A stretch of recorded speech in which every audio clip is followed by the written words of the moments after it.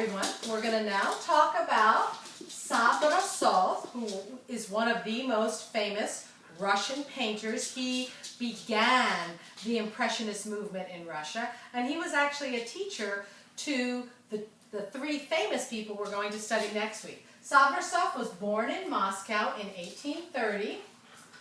He died poor, alone, and basically excluded by everyone in 1897.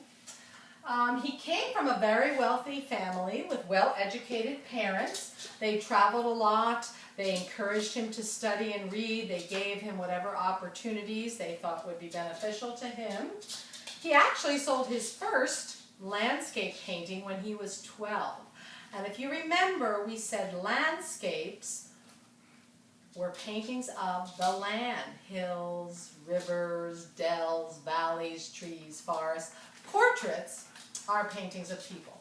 So he sold his first landscape painting when he was 12 years old.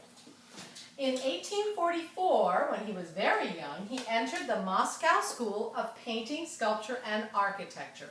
It was the most famous university in Moscow at the time for training artists, and it still has a very, very well-regarded reputation.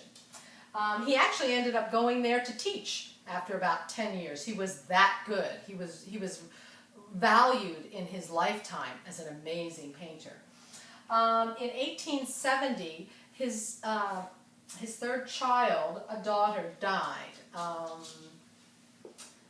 He could have fallen apart by that exercise, but he used it to put hope in his art, to try to show that although we may be very sad and something horrible has happened, there was always a ray of light and hope. And this he got from the Impressionists.